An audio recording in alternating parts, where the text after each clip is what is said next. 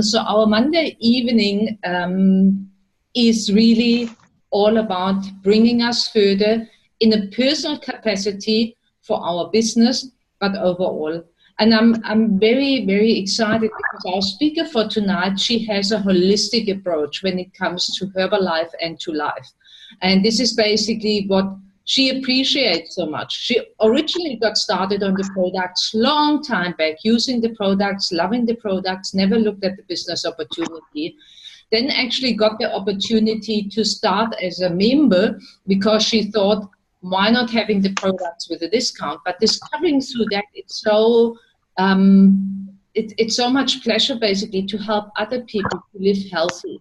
And what she discovers more and more in her works with her clients she has, and in the meantime also the members she has in her teams, it's really that Herbalife is not just about replacing a meal.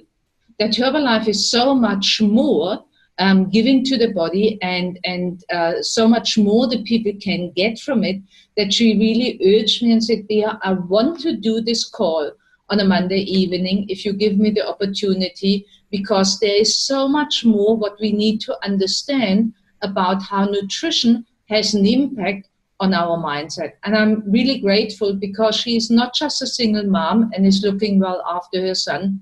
She's wearing thousands of different hats.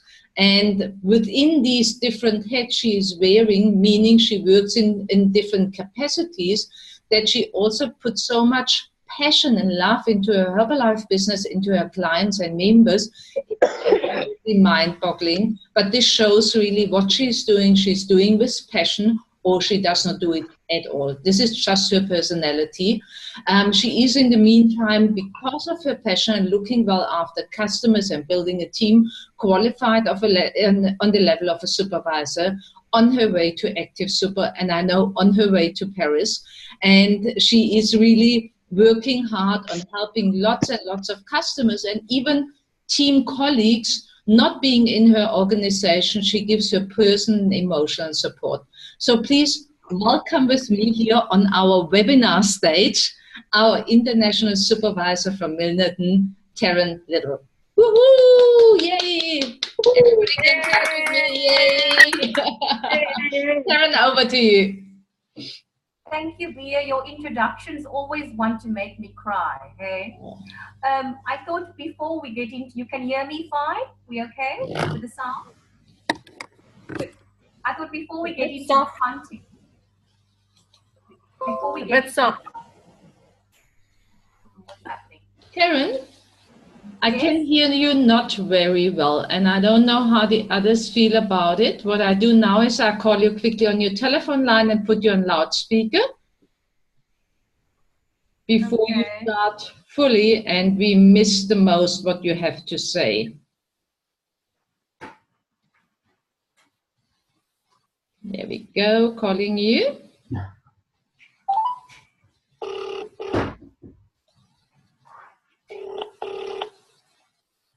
Hello. Okay, we can hear you.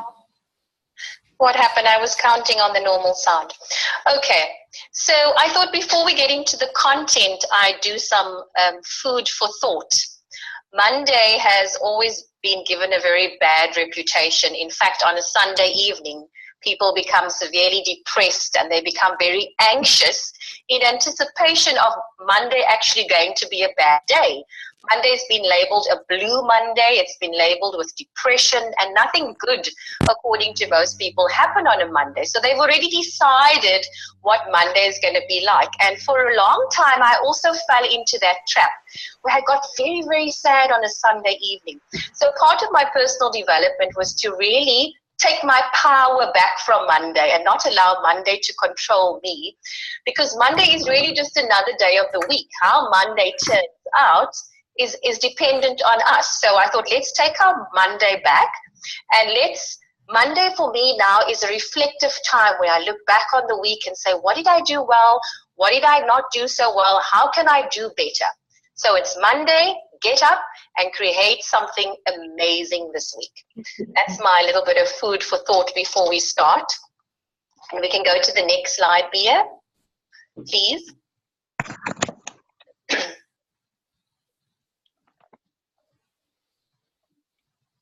We're going to the next slide. It is open already. I just don't know if your laptop is a little bit slow. It shows, is there a link between our nutrition and our mental health? Okay, it's showing up as in a different view here. It's not showing up as it usually does. No, we don't see it. Boy. Doris, you can see it? No, I see it's just food for thought. Yeah, I see just food for thought. Yeah. You challenge me here. The slides are on the left, the little ones, but we can't read them. There's only food for thought in the middle. Yeah. Okay, let me end this.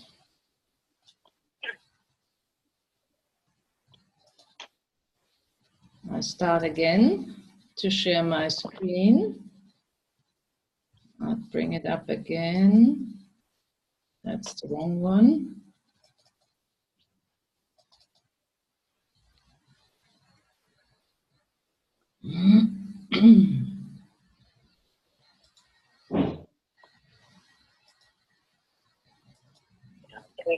So now you should see food for thought. It's Monday, get up and create something amazing. And now is there a link? Okay.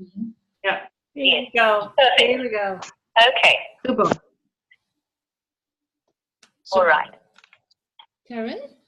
Okay. So thank you, Spear, for the opportunity to present a topic and a question that I'm really, really passionate about.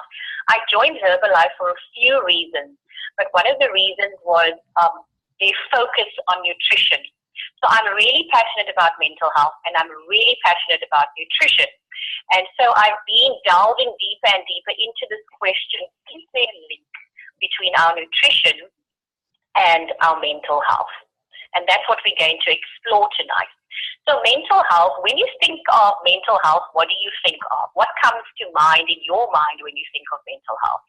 So mental health refers to our cognitive. Cognitive is just a fancy word for our thoughts, behavioral, and our emotional well-being. It's how we think, how we feel, and how we behave in this world. And this word well-being really refers to our state of being comfortable, of being healthy, of being happy. But for many, many years, the term mental health was associated with the fact that mental health only fell under the umbrella of a mental disorder. So if you had bipolar, if you had manic depression, anorexia, bulimia, or personality disorder, that was considered mental health, and that was it. But we've discovered that mental health is so much more than the absence of a mental disorder. And your mental health can affect every part of your life. Your relationships, how you engage with people, and your physical health can manifest in those psychosomatic symptoms of when I feel emotionally down, my body feels weaker. And mental health also includes a person's ability to enjoy life, to attain a balance between life activities and our efforts to achieve this thing called psychological resilience. And in the next slide, I just want to just pause for a moment and explain to you what this thing psychological resilience is. So it's your ability to adapt to life's tasks in the face of social disadvantage or highly adverse conditions. So life as we know it is good and it's bad. And none of us are immune to the challenges of this life. None of us are immune to disadvantage or to adverse conditions, irrespective of where you live or what you earn. And adversity and stress can come in the shape of family or relationship problems, health problems, problems in the workplace, and financial worries. What psychological resilience is, in a nutshell, is how well do you, as a person, cope with life challenges? How does it affect your thoughts? How does life challenges affect your thoughts, your feelings, and your behavior? Next slide, please. Yeah. Okay, so I just want you to reflect as we go forward now. I want you to take a moment and personally reflect on, think about what you eat, think about what you drink, and how do these different foods and fluids like water, alcohol, gas, cold drinks, juice, how does it make you think? How does it make you feel? And how does it make you behave? And then most importantly, how does it affect your ability to cope with life's challenges? How would you say that affects your psychological resilience? And this is the thought that I want to keep in the back of your mind throughout this presentation. Next slide, please. So the question tonight is there a link? And so I want to share with you 3 areas of study. I want to reiterate that I'm not a doctor.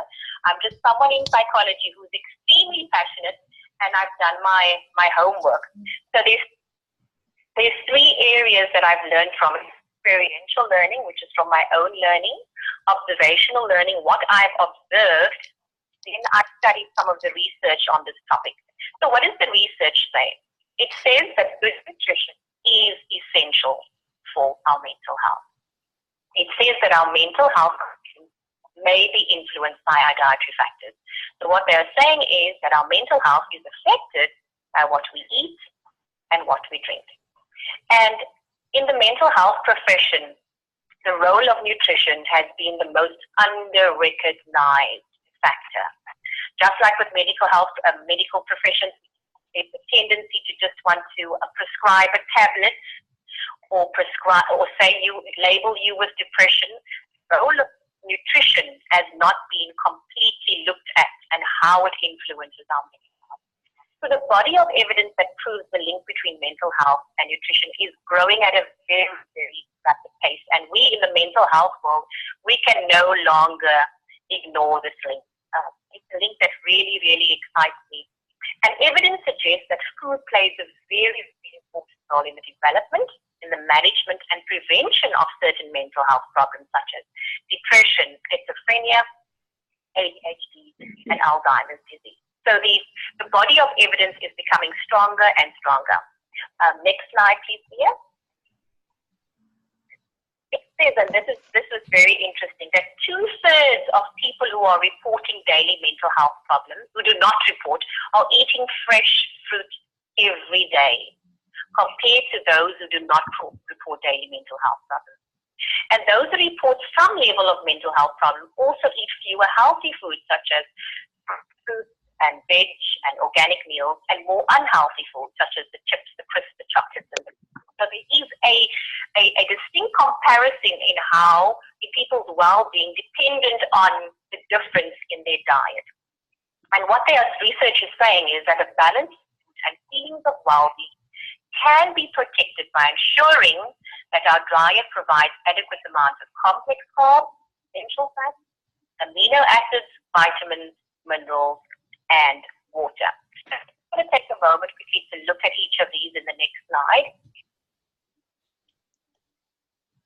So these are some of the things that research is saying contribute to a balanced mood and this feeling of well-being, this feeling of feeling comfortable, of feeling healthy and feeling happy. And you may recognize some things here from the 21-day challenge.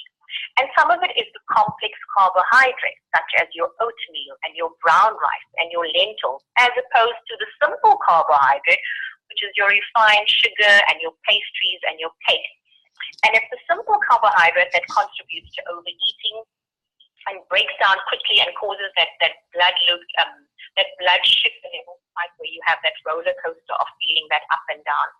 They're also saying that essential fats such as olive oil, walnuts, almonds, eggs, broccoli, and spinach, all very good for our mood and feelings of well, as opposed to our bad fats, those hydrogenated fats that are the unnatural fats that are detrimental to our health, such as fried food, baked goods, and margarine. And then there's the amino acids, such as the watercress, the avocado, and the leafy greens. And of course, your vitamins and your minerals and good old water is also you'll see that in the next slide, how powerful water is in our diet and how it contributes to that thing as well. Next slide, please, dear. So I said to you that there was my experiential learning and then there was my observational learning. So my journey with my clients has really contributed a great deal to this research. And these are verbatim sentences that some of my customers are reporting since correcting their nutrition. So things like, I feel so much better about myself. This is a clear indication of an increase in self-esteem. Low self-esteem is attributed to negative thoughts of self. So there's an increase in positive thoughts. My marriage has improved. This one gave me goosebumps. But when she corrected her nutrition and she decided to live healthy, it impacted her relationship with her husband. Today, her and her husband are on my 21-day challenge. Feeling awesome. That again, feeling of well-being. I did it, and I'm feeling so good. Feeling empowered. I am loving healthy lifestyle. And then I'm happier. A definite increase in mood. The opposite of happy is depressed. I have the energy to play with my children. Impacting behavior. So this is what I've just observed from clients, and that already correlates with what research is saying. Next slide, please. So how do I approach my Herbalife customer? It's very twofold, and like you said, it's holistic for me. So while we acknowledge that weight number and those centimeters are very, very important, it's important so that we can tell your client how unhealthy they are in terms of their body fat, their body mass, where their hydration lacks. And so they can also see progression or regression in terms of numbers. But what I'm saying on a holistic level, that equally important is my client's mental health. Thoughts, feelings, and behaviors. Thoughts create how I feel. And how I feel creates a behavior in this world. And if nutrition is saying that we can impact thoughts, we can impact feelings, and we can impact behavior in the most positive way. Next slide. And the breakfast slide already, whether you know it or not, is already alluding to this whole thing of mental well-being. And I've taken out 5 points that directly speak to a sense of well-being, mental well-being, which is that difficulty concentrating, tiredness and a lack of energy, forgetfulness, irritability and mood swings, and disease and illness. And this is why I'm so passionate about being in Herbalife. It's like doing a degree without having to do a degree because of this impeccable training we get. Next slide, please. So I've come across this thing called nutritional psychiatry. So what is nutritional psychiatry? Nutritional psychiatry looks at the association between the quality of your diet and your mental health. It's an emerging field in psychology. And what it says that our brain, your brain is always on. It's responsible for every part of how your body functions. Your brain is responsible for your thoughts, for your movements, for your breathing, for your senses, and it works 24/7. So even while you are sleeping, that brain is working. And because it works so hard, it requires a constant supply of fuel, but not just any fuel. It requires the right amount of fuel, the correct fuel. And they use the analogy of an expensive sports car. So an expensive sports car, you cannot just put any kind of fuel into an expensive sports car. It has to be really, really high quality. And they're saying the same applies to the brain. That it can only function optimally but get the highest premium quality of fuel. And our fuel comes from the food that we eat. So I often tell my clients when they say they had nothing for breakfast or they had a piece of toast, I'm saying, what kind of energy, what kind of fuel do you think nothing made for your body? And how does that correlate to your tiredness throughout the day? So eating high quality foods that contain a great deal of vitamins, minerals, and antioxidants actually nourishes the brain, and it reduces the effects of free radicals on our cells. So what they are saying in a nutshell is what you eat directly affects the structure and the function of your brain. And ultimately, here's the big one, ultimately your mood. Your mood refers to how you feel. That's why it's so important to be asking our clients, how do you feel? Do you feel any different? People connect with that emotion of how I feel, of my relationship is better. So just like an expensive car, your brain can be damaged. Anything less than a high quality food. And multiple studies are showing that there's a correlation between diet, high in refined sugars, and impaired brain functioning. So those refined sugars like cakes and pastries. And there is also evidence showing that this increased symptoms of mood disorders such as depression. Depression is a huge factor in mental health. Many people are suffering very silently.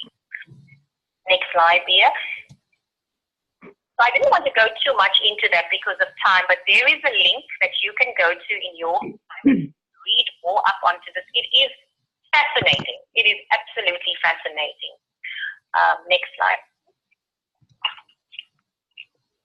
So how else did I do my research? Do my own personal story. And this is why I really want to make a dramatic change in my life, where I saw in my own life this link between my mental health and my nutrition. So when I was consuming a low quality fuel, I was severely depressed. I was moody. I was not a morning person. I felt tired all the time. Sorry, I didn't finish that. I was irritable, and I did not handle challenges well. In fact, the thing that really made me look at my nutrition was when my son said, "Mommy, you're always moody." And that was a helpful. Since I've been feeding my body with the higher premium quality, I am happier. I am pleasant to be around. I like myself more.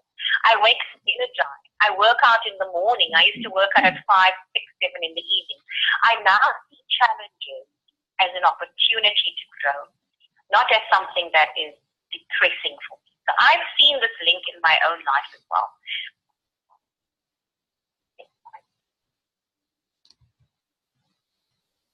So what have we discerned from this? The mind and the body are not separate. What affects our mind affects our body. What we put in our body affects our mind. And I think we shouldn't be surprised by this, in such a dynamic way that surely the two cannot be differentiated. And that in a nutshell is that we need to be aware of what are you feeding your mind as well? What kind of high quality content in terms of eating, in terms of what you're watching on TV, and how does that affect your mental well-being? Next slide, please. So I get very excited on my challenges. I now made a concerted effort of researching the power that is in our most basic things that we take for granted. We walk past the banana. Did you know this about the banana? That it is a great source of serotonin. Now, in depressed people, serotonin, the neurotransmitter serotonin, is very, very low. So banana has been known to boost serotonin and therefore elevate. Now, remember, this is not in black and white. These are just general studies. Water, the greater the water consumption, research shows, the better the mood.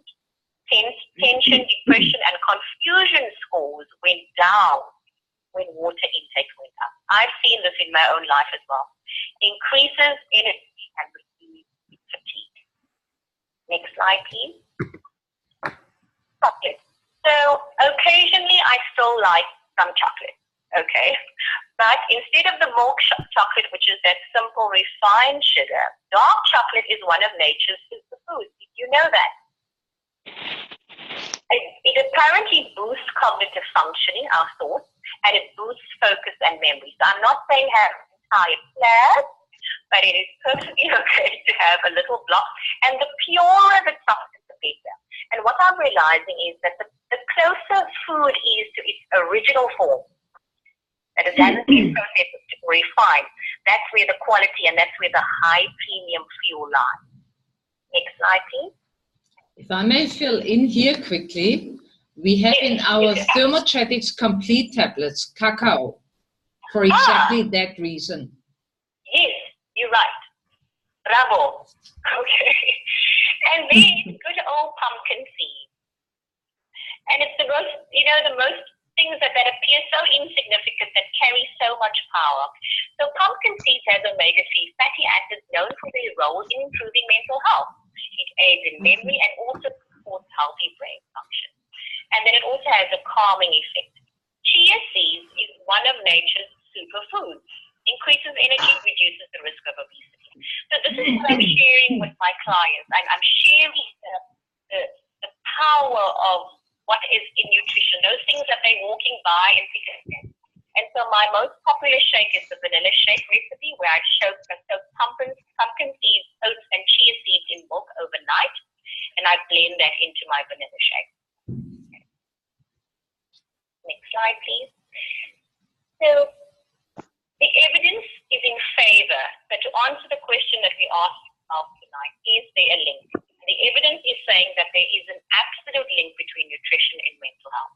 So although the determinants of mental health are complex, not only nutrition, the evidence is compelling for nutrition as a crucial factor in the high prevalence and incidence of mental disorders.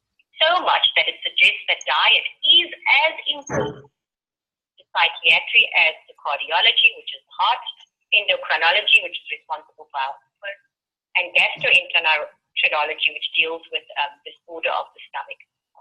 So nutrition is right up there with the rest of them. So what is all of this information? I'll say, what has it meant for me in my Herbalife journey? What has it meant for me and for my customer? So for my customer, other than the centimeters and the weight, I'm saying pay attention to how different foods make you feel. Keep a food diary. Pay attention to how it makes you feel not only on that moment, but on the next day. Abstain from processed foods and sugar. And research also suggests that we remove dairy and grains for a while just to discern any differences of if there are any intolerances. Pay attention not only to how you feel physically in terms of energy, but how do I feel emotionally? Do I feel sad? Do I feel happy?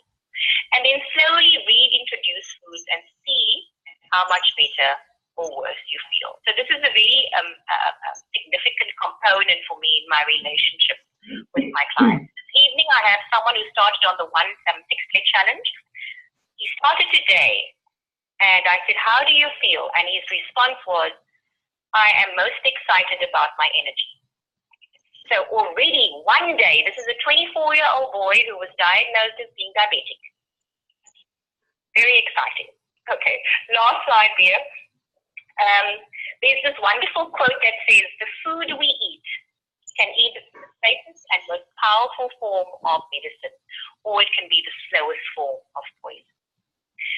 And I like to see food now as relationship. To be a romantic relationship. And I ask myself the question, is what I'm putting into my mouth, is it making me better? Is it making me less than? Is it making me more? Is it adding value? Is it taking away value? And that's the relationship I'm saying to my clients. The relationship with your food needs to change. It's not that I can't stop eating, but it's more that how do I perceive food? Is it premium high quality? Because I am a Porsche. My body is a Porsche, and it needs to be treated like that. So because we are what we eat, we can literally transform our mind by choosing an inspiring diet. That is me for tonight. Don't ask me difficult questions. I'm not a doctor. This is just my humble research. And let me tell you, I am strongly thinking of doing my next degree in nutritional psychology because I didn't know that such a field existed. Yeah. Fantastic, Karen. Thank you so much. And I love that sentence about relationship with the food and a romantic relationship with food. That makes our thinking much more different. Absolutely brilliant. And I think a lot of you who understand our products understand now even more why we have certain ingredients in our products, or why we have a Herbalife line which supplies us with the good omega-3 fatty acids to make it just easier for people who cannot run out for different foods all the time, but make it simple to get with supplements, basically everything what our body, brains and mindset needs. Absolutely brilliant. Thank you so much, Taryn. I would say time-wise, let us ask for 2 questions. Those who are the quickest have a chance. So who has a question to Taryn? Taryn, I heard that there is a link between the intestines and the brain, and this is already when the fetus develops in the womb, that there is this link, and so there are bacteria in the intestines that are good and bad, and when they are good, that decides how you develop and how you behave, and also your motivation and your mood and everything. And also lots of diseases are dependent on that.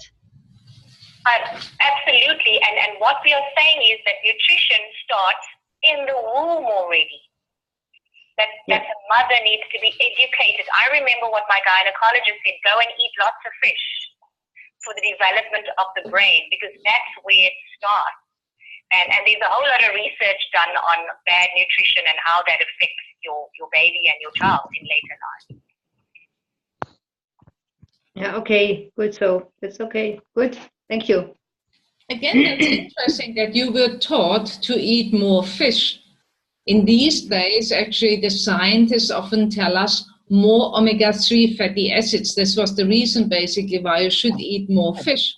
And this is why we can also introduce or can explain every pregnant woman really to use our Herbal Lifeline, the omega-3 fatty acids, to support the healthy development of a brain. Brilliant, brilliant connection. Yeah. One more question. But you know, okay. But you know, the fish nowadays is not what it was. There are many antibiotics in the fish, so it's better to take omega-3 from Herbalife. Yeah. That comes on top. Yeah. With the food we buy today, we often don't get the quality what we would love to have. Would love to have. Yeah, this is why, Taryn, I think you mentioned in the beginning talking about organic, which is often a challenge either financially or really to have it available or to find a source we can trust that it is really organic. Yeah, very true. And this is basically the market where we are in. Okay, one more question.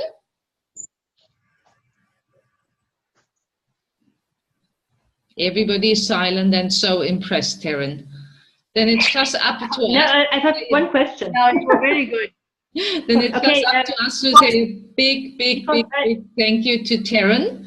For all of those who are on the focus group, we start immediately after this call, the focus group. You have your dial-in code, so it's a different dial-in. And thank you very much, Taryn. Thank you, buddy. Thanks to everybody who was on the call tonight. If you dialed in late, it was recorded, so you can find the recording later on level10club.co.za. And extreme big thank you to you, Taryn, for preparation and really taking us through that awesome presentation, which gives us more and more confirmation and encouragement to stay on our healthy, active lifestyle. Thank you so much. Thank you. Bye. Thank you, Taryn. Right. Thank you. Bye, everybody. Bye. Okay. Yay. Bye. Bye. Bye, everybody. Bye.